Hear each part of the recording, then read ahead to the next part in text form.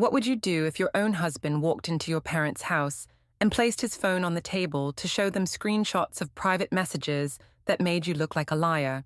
That is where I found myself, humiliated in front of the people who had always defended me. My name is Aveline Moorcroft. I'm 34 years old, and I work as a receptionist at a dental clinic where most of my days are spent answering phones and dealing with complaints.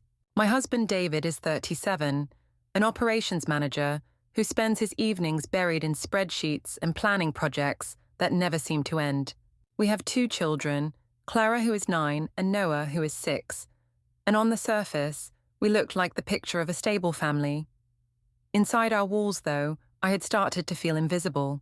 David never looked at me with the same spark, never made me feel noticed, and I convinced myself that if someone else saw me differently, it was not my fault. That is how I began letting his co-worker Ashton get close to me. He was friendly, funny, and not shy about complimenting me. Instead of admitting that I liked the attention, I twisted the story and told everyone that Ashton had tried me, that I had been brave enough to confess it, and that David had done nothing. My mother called me strong. My friends said I deserved better, and even my sister, who doubted me, could not completely prove me wrong. I thought I had all the power because David stayed quiet, never yelling, never correcting me. I thought his silence made me safe. What I did not see was that while I told my version out loud, he was quietly collecting his own, and when those screenshots landed in my parents' hands, it was my whole life that stood on trial. David's silence after I first told him Ashton had tried me became the center of my power. I could take that silence and twist it however I wanted. When I sat in the kitchen and told him that a strong husband would have confronted his coworker, he said nothing, and I carried that nothing straight to my mother. I told her I had been brave enough to confess what happened, that David's only response had been to stare blankly at me. She shook her head and said I deserved someone who would fight for me. That made me feel justified, like I had done the right thing. By the weekend, I was telling the same story at my sister Sophie's place. I said Ashton leaned too close, that I had laughed it off, and that David had frozen like a coward. Sophie gave me a sharp look, saying Ashton had never been that kind of man, but I waved her off and insisted she was blind. Her husband only muttered that no man should let his wife go through something like that. Every time I repeated the story, I added more details that made me look brave and made David look weak. Even the children picked up on the way I was spinning things. Clara asked me one night why Daddy was so quiet at dinner. I told her he was embarrassed because he had not defended me. Noah overheard me on the phone with my mother and later asked if Daddy was in trouble. I told him Daddy just did not know how to be strong. I wanted them to see me as the one who fought for truth. In reality, I was planting seeds that turned them against him. At the time, I told myself it was survival, that if I did not take control of the story, everyone would ignore me. David's brother Tom came over one evening to drop off some tools, and I took the chance to raise the story again. I told him his coworker had tried me, that I had admitted everything, and that David had done nothing. Tom looked stunned and denied it, said I was stirring up drama. I laughed and told him David could correct me if he wanted. David stood with his arms crossed, silent. My mother, who happened to be visiting, jumped in and told Tom I had always been brave, while David had always been cold.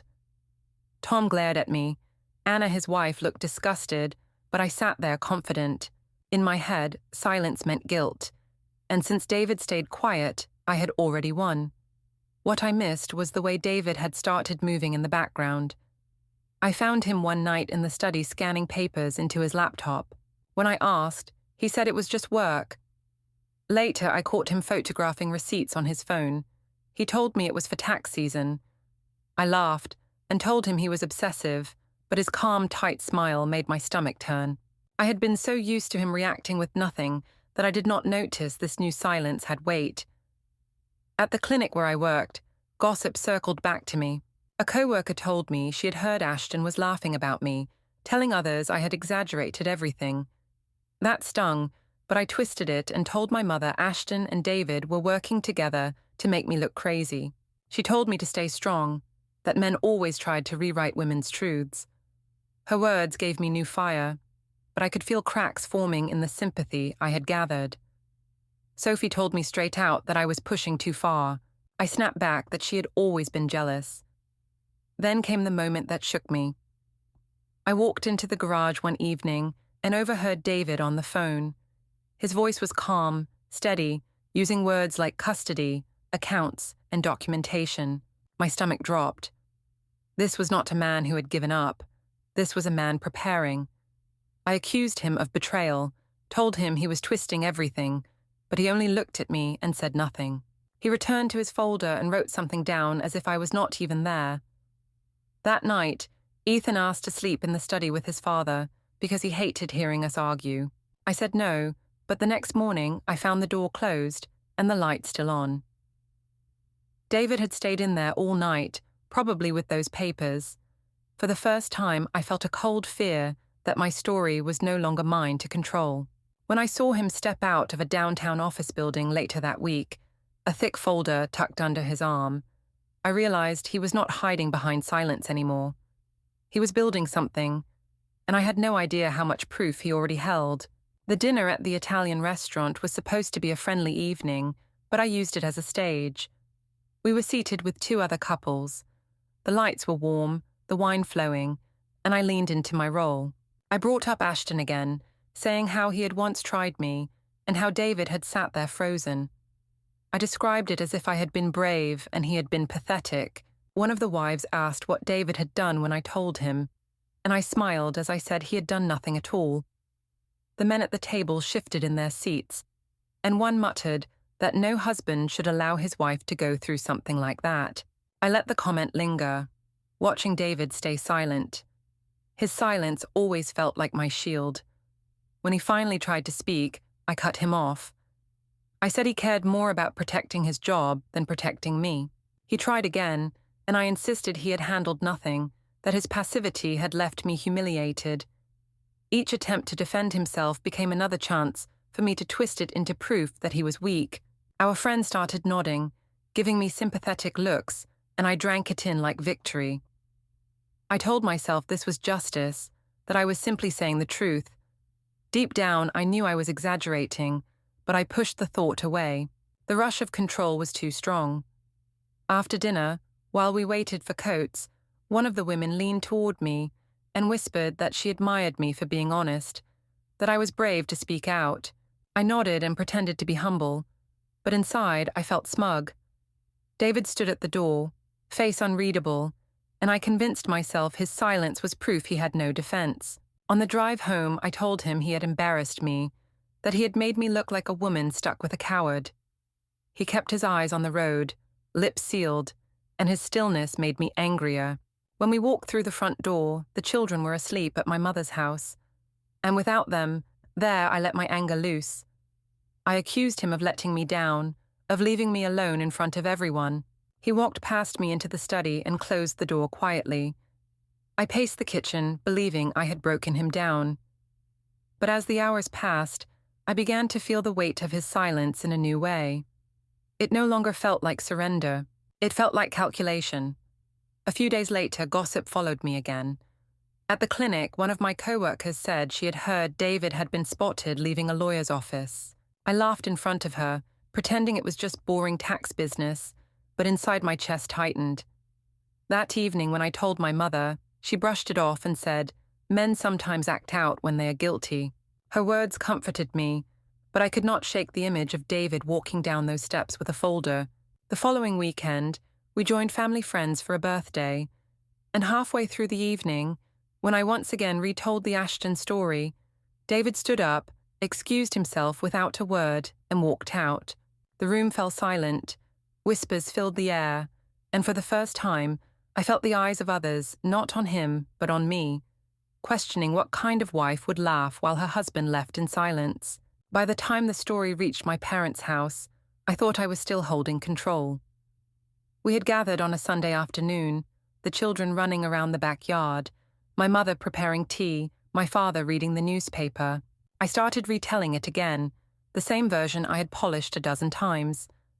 I said Ashton had leaned too close one evening at a work event, that I had been brave enough to admit it to David, and that David had frozen, offering no protection.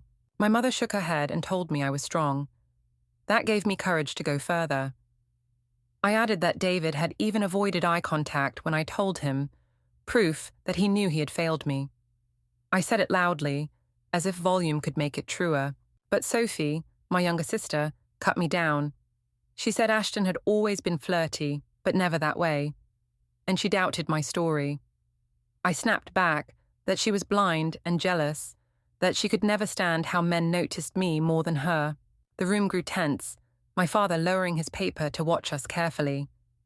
I wanted to keep talking, to drown out Sophie's doubt, but David chose that moment to stand. He walked to my sister, handed her his phone, and told her to look for herself. Sophie's face changed as she scrolled. She asked me how I could deny the tone of the messages.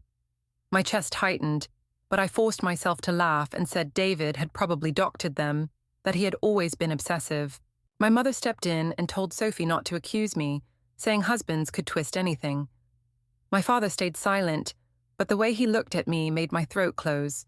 I could feel the children watching from the doorway, their games forgotten, their eyes flicking between us. Clara whispered to Noah, and I saw them retreat to the garden. Even they sensed the storm. I tried to pull the focus back on me. I said I was being cornered, that everyone was trying to gaslight me. I reminded them I had been the one brave enough to admit Ashton had made me uncomfortable, while David had stayed silent. I painted myself as the truth-teller, punished for honesty, but Sophie wouldn't back down. She said the messages showed I had started the conversations, not Ashton, and that I had been the one leaning in. My mother snapped that Sophie was being cruel, but the doubt was spreading. I saw it in my father's face, in the way he looked down instead of at me. David said nothing else. He simply retrieved his phone, slipped it into his pocket, and walked outside to where the children were. My mother rushed to hug me, telling me not to let anyone silence me. I clung to her words, but inside my chest burned with unease. For the first time, my voice felt small. That night at home, I tried to confront him. I accused him of trying to destroy me by twisting our private life into evidence. He only looked at me calmly, then returned to the study with his folder. I heard the soft click of the door closing and the faint hum of the scanner. Each sound told me he was adding another piece to his wall of proof. When I lay awake later, my phone buzzed. It was a message from Sophie, a screenshot David had shown her, forwarded directly to me. Reading my own words back at me, stripped of spin, I felt a cold panic. I realized my story was no longer mine alone. It had already spread beyond my control. The collapse began at home but spilled quickly into my parents' living room. I had tried to patch the story by telling anyone who would listen that Ashton was a predator and David was too spineless to stop him. I repeated it so many times that I almost believed it myself. But when Ashton heard the rumor, he denied everything. He told others at work that I had been the one chasing him, not the other way around. The gossip circled back to me, and I doubled down, insisting he was lying to protect himself. I called my mother and said the whole office was against me, and she comforted me, saying men always banded together. She told me to keep standing tall, but then David acted. One evening, he told me we were going to my parents' house to clear things up. I thought he was bluffing, that he would sit silent as always. Instead, he pulled out his phone at the table and showed a string of messages. They were my own words, playful and suggestive, things I had told myself were harmless. Seeing them in the cold light of a screen made my stomach drop. My mother gasped and asked if it was true. I stammered that the messages were out of context, that he had doctored them. My father shook his head slowly, saying the timestamps lined up too perfectly. Sophie refused to even look at me, her face hard with disappointment. I tried to twist it. I said David was obsessed, that he was collecting scraps to make me look like a liar because he couldn't handle my honesty. I said the screenshots were a trap, that Ashton had led me on. My mother looked torn, but my father spoke firmly, saying the evidence was clear. That was the moment I felt the floor shift. For the first time, my parents weren't on my side. The children wandered in and caught pieces of the argument. Clara asked why Daddy had messages on his phone that made me cry. Noah clung to David's leg, confused. I wanted to pull them close and tell them their father was twisting things, but they stayed with him. That image burned me more than anything. My own children choosing his quiet steadiness over my loud defense. David did not argue. He simply gathered the children's coats and said they were leaving with him for the night. I demanded to know where he was going, and he answered calmly that he had an appointment with his lawyer. The words cut through me sharper than any shout could have. He walked out the door with Clara and Noah holding his hands, leaving me standing in the middle of my parents' living room with nothing but my mother's worried face and my father's silence. As the door shut, Sophie turned to me and said David had every right to protect himself and the children. Hearing her voice, steady and final, I realized the narrative I had built was collapsing fast, and I had no idea how to stop it. The next blow came at the grocery store. I had filled the cart with food for the week, the children's favorite snacks stacked on top, and when I swiped my card, it came back declined. I tried again, then another card. Declined each time. The cashier gave me a tight smile, people in line started whispering, and I felt my face flush hot. I left the bags behind and drove home in a rage, determined to confront David. He was in the study as usual, papers spread out neatly across the desk. When I demanded to know what he had done, he didn't argue. He only told me to check my account. My hand shook as I opened the app on my phone. My name was gone. Access revoked. He had frozen the accounts and left me cut off. I stormed out, furious, but behind the fury was a trembling panic. I called my mother immediately, sobbing that David was punishing me, that he had taken money from me as revenge. She told me he was cruel and controlling, and she offered to lend me cash. I accepted, but even as she reassured me, a thought gnawed at me. If he had taken this step already, what else was he planning? The answer arrived 2 days later, when a thick envelope came in the mail. It was from his lawyer. Inside were words that felt like chains: financial separation, temporary custody, formal petition. I sat at the kitchen table staring at the pages, my chest tight. That night I confronted him again. I accused him of tearing our family apart, of twisting things until I looked like a villain. He stayed calm, his voice steady, saying he was only protecting the children. I shouted that I had only ever been honest, that Ashton had tried me, that he was punishing me for telling the truth. He didn't rise to the bait. He simply returned to packing Clara's lunchbox, his movements precise and unbothered. His composure broke me more than any shouting could have. I tried to win back ground by calling friends. I told them David was freezing me out of accounts, sending legal papers, treating me like an enemy. Some of them nodded, but others asked softly if there was more to the story. My sister Sophie was blunt. She said David wouldn't have taken such steps without proof. I lashed out, told her she was betraying me, but she didn't back down. The sympathy I once counted on was slipping. The children noticed too. Clara asked why I couldn't buy her new shoes like I promised. I told her Daddy had locked the money away. She frowned and asked if Daddy would buy them instead. Noah looked frightened whenever voices rose in the house and started shadowing David, following him into the study, sitting at his feet while he worked. I told myself the children were too young to understand, but deep down, I knew they already saw who was steady and who was not. Then came the final cut. One evening, Tom arrived, and in front of me, David handed him a folder. When I demanded to know what was inside, Tom only said it was none of my business. Later that night, I overheard them talking in the garage. I heard the words custody schedule and documented behavior. My blood ran cold. I barged in, accusing them of conspiring against me, but David just said calmly that it was for the best. My protest sounded weak, even to my own ears. By the end of the week, I felt cornered. The accounts were locked, my parents were doubting me, Sophie refused to lend me money, and now there were legal papers on the table that spelled out a future I didn't want to believe. I had spent so long mocking his silence, using it as proof of weakness, and now it had turned into something far stronger than my noise.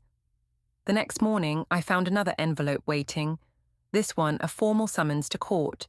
As I held the papers in my hand, I realized my story was about to be judged not by sympathy, but by law, and the law was already in his favor. The courthouse was nothing like the battlefield I imagined. I had pictured myself standing strong, my parents behind me, my voice louder than his. Instead, I walked into a cold room where everyone spoke in quiet tones, where papers and folders mattered more than feelings. My mother clutched my hand and whispered that I was brave, that David was trying to twist things, that no judge would believe him over me. Her words sounded hollow against the sound of shuffling files and clicking pens. David sat at the opposite table, calm as ever, his lawyer beside him. He didn't look at me, not once. That calmness burned more than anger ever could. When the hearing began, his lawyer rose and spoke with measured certainty. He presented screenshots of my messages with Ashton, the same ones I had called out of context. The judge looked at them carefully, asked about timestamps, and the lawyer explained how they matched my own claims of late nights at work. Each line of text was another thread pulled from the story I had woven. I tried to speak up, insisting the messages were taken the wrong way, but the judge told me to wait. My voice faltered under that command. Next came the financial records, bank statements with highlighted withdrawals, receipts I had not realized David had kept, timelines that showed nights when I claimed to be with my sister but had been messaging Ashton instead. I tried to say he was obsessive, that no normal man would keep such details, but the judge nodded at his organization, calling it thorough. My mother squeezed my arm, whispering that it was unfair, but I could see doubt in her eyes. My father sat stiffly, silent, his gaze fixed on the judge as if he had already chosen a side. The children's names came up next. Clara and Noah were not in the courtroom, but their lives were laid out in neat rows of paper. His lawyer spoke of stability, of how David had shielded them from arguments by keeping his voice down, of how I had dragged them into conflict by making them hear my complaints. He mentioned Clara's tendency to cling to her father, Noah's fear when voices rose. My chest tightened. I wanted to scream that I was the mother, that children belonged with me, but the evidence stacked against me was too clear. My own words, my own actions, used as proof that I had been reckless. When it was my turn to speak, I tried to claim honesty. I said I had only laughed about Ashton because it had been awkward, not because it was real. I said David had twisted my attempt at openness into betrayal. I said he was punishing me for telling the truth.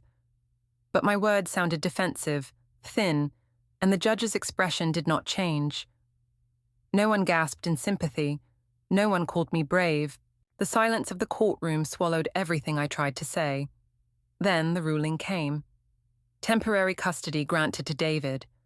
My visitation limited and supervised until further review. Financial control placed in his name to protect the children's stability. Each word felt like a stone thrown at my chest. I tried to argue, but the judge moved on, already turning to the next case. My protests meant nothing in that room. The law had spoken, and it had spoken for him. David stood, thanked the court politely, and gathered his folder. He didn't look at me, didn't offer a final word, didn't need to. He walked out with the same steady steps he had taken for weeks, as if the outcome had always been certain. My mother wept beside me, whispering that it was unfair, but even she could not deny what she had seen on the screen. My father said nothing at all, and that silence was worse than any scolding. Sophie avoided my eyes, her loyalty already shifted away. I followed slowly out of the courtroom, clutching my empty bag, watching David disappear into the crowd with the weight of custody papers in his hands. Realizing the story I had fought so hard to control had been dismantled line by line, and there was nothing left for me to spin.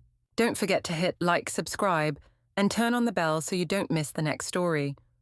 Write in the comments from which city are you watching.